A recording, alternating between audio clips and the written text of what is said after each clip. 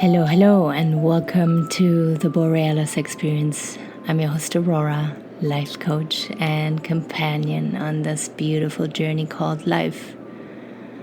I know life is not always beautiful. Life can get pretty messy and dark and unpredictable. And all of us suffered to some degree.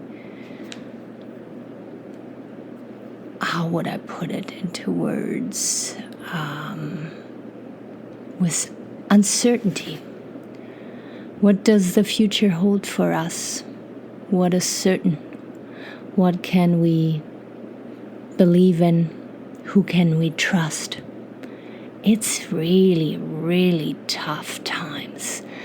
And this is why today I want to talk about post COVID stress. Let's all hope this mess is coming to an end and that we can start a new normal, a life after the pandemic. We all come out of this with some kind of damage. The people who got really scared because they were scared to death. They were scared for themselves or a loved one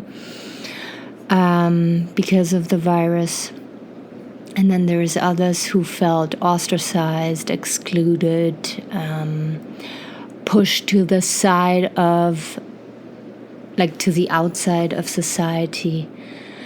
So whichever path you went down during those last 2 years, it was stressful. It was scary. It took a lot of energy, and we all were in some kind of survival mode, let's call it.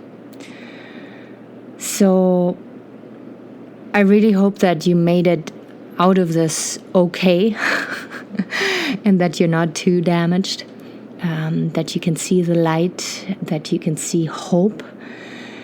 And I also hope if you don't feel good, if you struggle with anxiety, mental health, physical illnesses, that you know that you can reach out to people, that there is professionals out there waiting to help you. And sometimes it's easy to find people you can trust, sometimes not so much.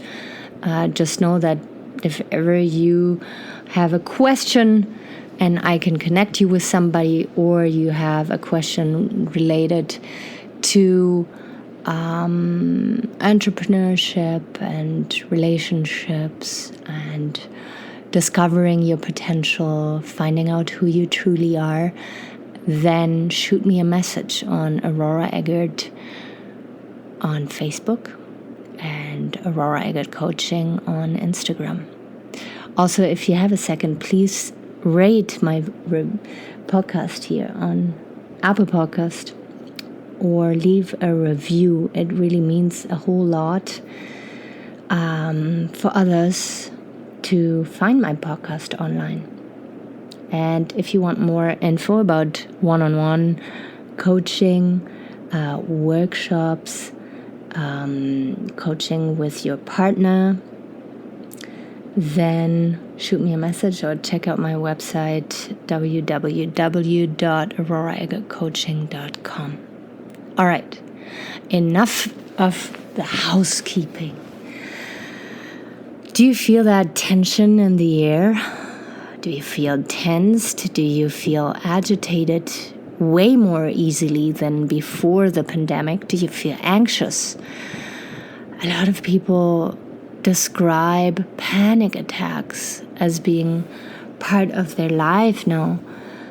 And it's really, really tough to stay cool. I get it. I mean, you probably hear the fan in the background here. We got 34 degrees here in Alberta, Canada.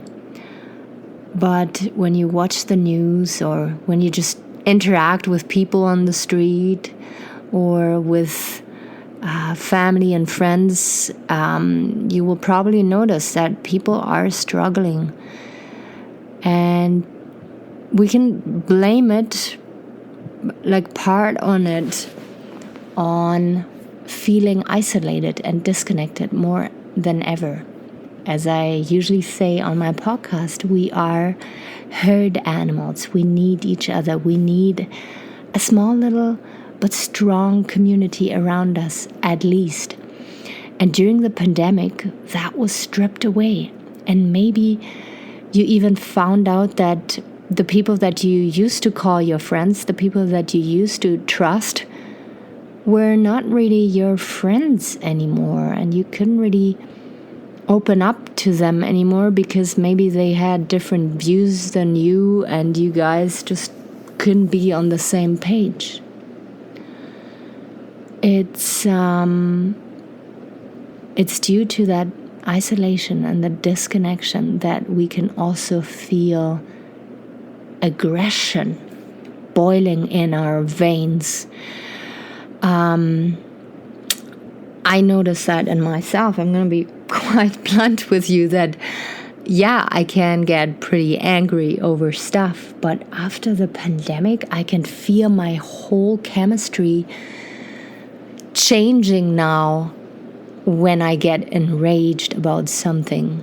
And I really have to put lots of effort and energy into keeping my cool and making sense of my emotions and channel them into creative, projects, or go for a bike ride without being angry, but kind of visualizing a deep release of my strong emotions there. So maybe it is the same for you. Maybe it is anger and irritation with other people. Right now that we can all socialize again, it might take us some time to get used to people again. And maybe we were able to dig so deeply when we were alone during the pandemic and being face to face with our stuff and being face to face with the people that we live with, that we have a whole different perspective on the world in a way that we are way more sensitive now when it comes to bullshit. We can cut through the bullshit and, get to the meat, which is a great thing. But if you start socializing again and you realize, holy shit, I'm surrounded with bullshitters 360 around, then it is tough to keep you cool. It is really tough to stay centered. So today I want to invite you to sit with those emotions as I learned to do it, and I'm still learning to do it, and to visualize that energy that comes up, and to really ask yourself whenever stuff comes up, hey, is it really worth looking at? Or am I being triggered and I react to a situation and am overly emotional about it? So to simply ask yourself, hey, is it valid to react here? Or is it just my little ego that feels triggered, and actually I shouldn't give it too much importance, because honestly, if you feel triggered by the small stuff in life, you will be annoyed fairly quickly by anybody and everybody, and so many things that you can't really enjoy life on a deeper level anymore. So stay connected with the people. Don't withdraw, but express how they make you feel. And it will take time to master this practice. And as I say right now, I'm learning it as I speak, to, instead of reacting, fighting back, avoiding, shutting down, I tell the person who's irritating me, hey, you make me feel very uncomfortable right now. Hey, I feel attacked. Hey, I feel you don't understand me. hey, I feel we are on a different page. And by saying this, you not only value how you feel and stand up for yourself, but you also open up a door for the other person to connect with you on a way deeper and honest level. And this is how you can connect with people and learn to trust people again in showing up authentically and expressing how you feel. Being assertive and emotionally intelligent enough to know that the person who wants to connect with you but stepped on your toes wants to know that information about you because they want to understand you. Deep down, a person who wants to stay connected with you, they want to know who you are, always. So instead of overreacting and falling back into old patterns, like I said earlier, avoiding, raging, becoming insulting, swearing, of course, you can learn this new skill and make the time, and before reacting, find a word how you feel and then say it out loud. It works wonders. It takes time, but it works wonders because as soon as you're able to put it into words, the energy that was built up, the tension that was built up in your body drops drastically. And you can be calm and you can stand your ground. And that is so incredibly empowering and will sometimes even surprise the people standing in front of you. Same goes with anxiety. If you've been very anxious lately, in social settings, or if you are by yourself because your nervous system is paranoid of being alone after the pandemic, ask your anxiety what its purpose is and know you're not schizophrenic if you address that part inside of you. You don't have to speak out loud, but I want you to start being curious about your anxiety because your anxiety has a purpose. It is there for some reason. You can't run away from it. You can't sleep it away. You can't drink it away. You can't sex it away. It is there and it's going to come back if you don't address it. So why not being curious about your anxiety? And to really dig deep there. Hey, why do I feel nervous all of a sudden? Why is my body tensing up? Are the people that I'm socializing with not good for me and my purpose and my energy and my whole being? Or am I scared to feel judged? Do I feel shame? It is really interesting to go deep and to ask what it's all about. The way you feel, the way you behave.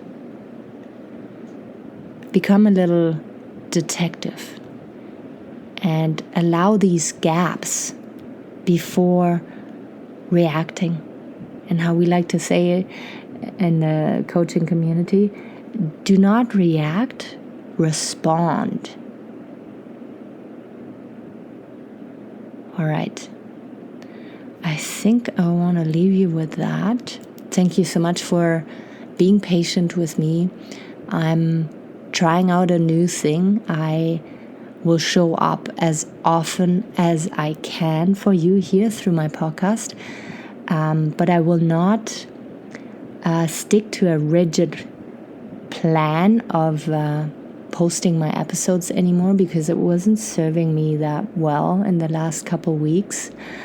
On days that I don't feel well, I don't feel inspired, I'd rather take care of myself than forcing out a podcast episode and then you would feel and hear that's inauthentic anyways.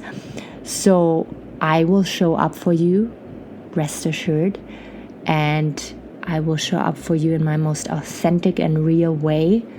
But I will not show up for you no matter what.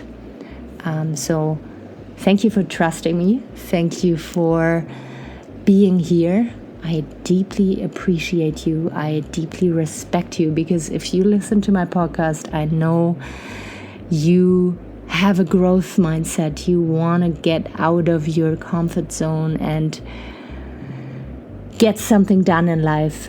You want to let go of stuff that doesn't serve you anymore. And those are the most amazing people to have around. So, yeah. I really, really love to connect with you and love spending time like this with you. Take really good care of yourself, and I will be out there very soon again.